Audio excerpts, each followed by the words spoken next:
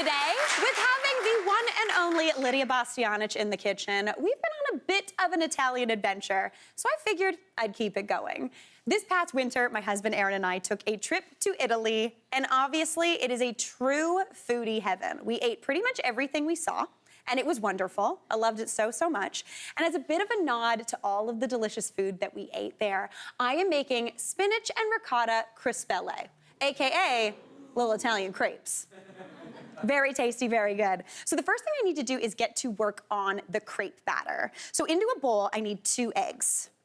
Eggs are great, they're delicious, and they're like a key ingredient in so many baking things. They give like a little bit of structure to whatever you're putting them in. Now in there, I also need 1 cup of milk. Now I'm a whole milk gal, but if you have 2%, that'll be fine. 1% will even work. Skim milk, that's just weird water in my personal opinion, but you do you. So I'm gonna add that on in. And then I'm just gonna whisk that up. Now into there, for this kind of crespelle batter, I just need 1 cup of all-purpose flour.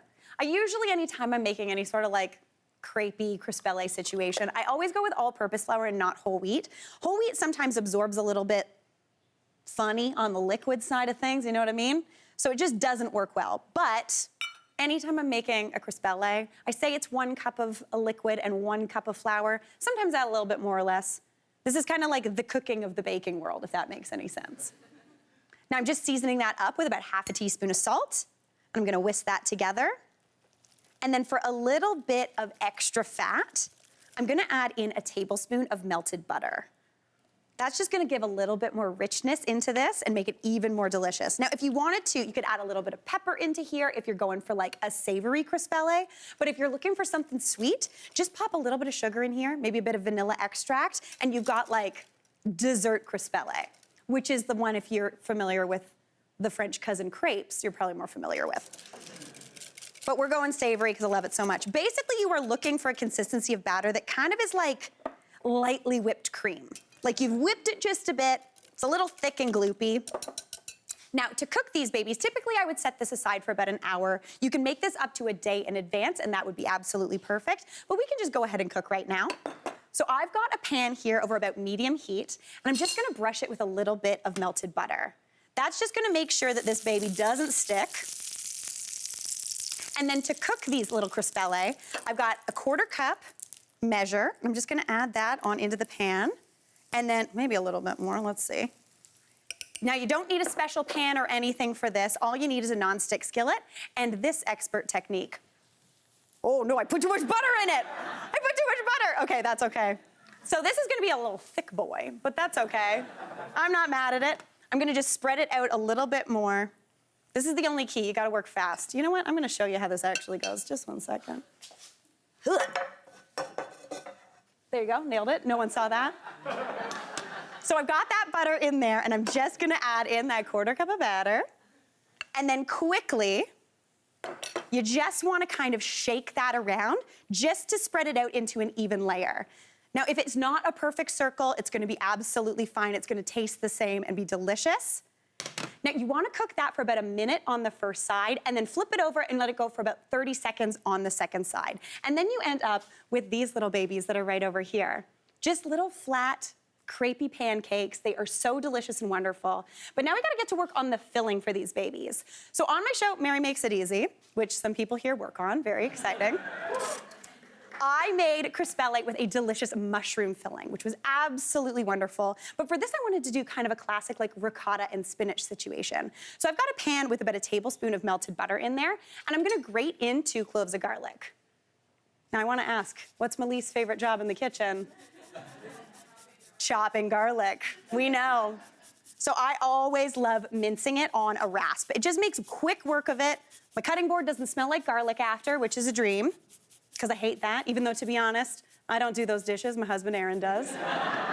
Add that on in, another clove of garlic. And I'm just lightly heating this garlic because I basically just want to get that raw garlic flavor off. Season that with a little bit of salt and pepper. And then I'm gonna add in the spinach. Now I'm using baby spinach here, but basically you want about 4 or 5 handfuls of any sort of leafy green. If you've ever cooked baby spinach before though, you know that 4 or 5 handfuls very quickly turns into very little spinach. So add as much as you'd like. Toss that on in, turn that heat up a bit. And I'm just gonna let that start to wilt. Now, while that does its thing, I'm gonna get to work on the cheesy portion of the filling. So in a bowl, I just need 1 cup of ricotta cheese. Feel like I'm copying Lydia right now. Not gonna lie, didn't know we were doing those delicious rollatini. Then into there, I'm gonna add half a cup of Parmigiano Reggiano. If you want to, you could do pecorino, which is a little bit more funky. Personally, I love it so much, it's delicious. To hold everything together, I'm adding in 1 egg yolk.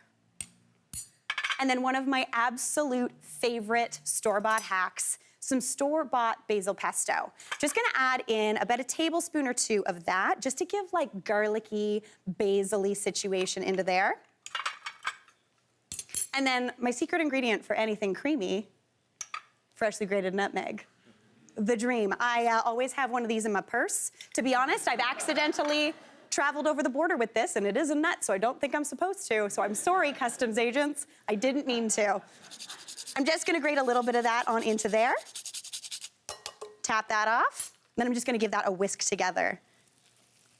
This smells so good. That little bit of nutmeg, it seems like it's gonna do nothing, but it just brings like warm lemoniness into this filling. Now into there, season that with some salt and pepper. And then that spinach is very slowly wilting down. I'm gonna add that on into this cheesy mixture.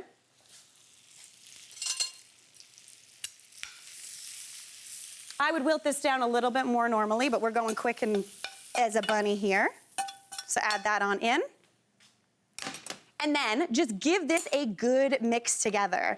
Now, to form these crespelle, basically all you wanna do is roll them up. If you like a classic like tube shape, if you want it to look like a manicotti or a cannelloni, you can just do a tube, but I'm gonna do my little triangles. So just add a little bit of that filling right on into there. Give that a fold.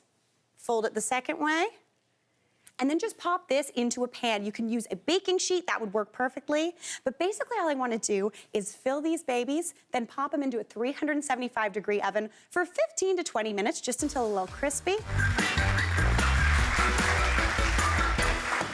This past winter, my husband Aaron and I went on an amazing trip to Italy. So in honor of that, I wanted to bring you some delicious Italian food. So I've made spinach and ricotta crespelle. Basically, they are just little Italian crepes, and they are filled with basically like ravioli filling. So we got ricotta in there, some spinach, basil pesto, garlic, and I put those in the oven for about 15 minutes at 375. And the edges are just a little bit crispy right now. The middle's a little soft, a little cooked up. Oh my gosh, I'm so excited about these. Basically, it's like the easiest version of homemade pasta, because you don't even have to make pasta, which is the dream. Now, to serve these babies up, I just like to pop just a couple onto a plate.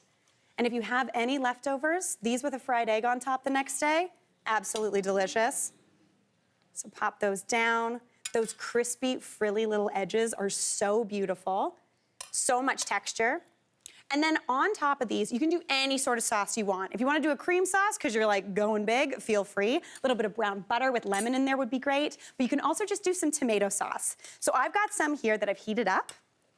I'm just gonna spoon that on over those little crespelle. Absolutely beautiful. Now, if you know anything about me, you know I over sauce things. So I'm trying to hold back a little bit. Oh my gosh, beautiful. And then on top of there, if there's not enough cheese, because we do have that 1.5 cups cheese on the inside, you wanna put some more cheese on the outside. So I've got a hunk of Parmigiano Reggiano here, and I just like to get a vegetable peeler and just do nice, big kind of shavings all over top. Just let it go. Hold back if you want to, but I clearly don't do that when it comes to cheese. Just scrape it on over. If you wanted to, you could also use grated cheese. You could also use my personal fave, shaky cheese. I wouldn't be mad at you. Some people might be, but that's okay. Just garnish that up with a little bit of basil pesto, or just basil. You could also do basil pesto if you wanted to. And that looks like an absolute dream. That tomato sauce on there, the crespelle is super nice and delicious. Now, I went through a very serious crepe phase when I was about 12 years old, but I feel like at, how old am I, 30-something? I'm in my Crespelle phase. This is gonna be delicious. Oh my God, Mom. The nutmeg in there is so good. Those are a total breeze to make and so good. Hey, Mary here. What did you think? Drop your comments below and don't forget to like and subscribe for more of the good stuff.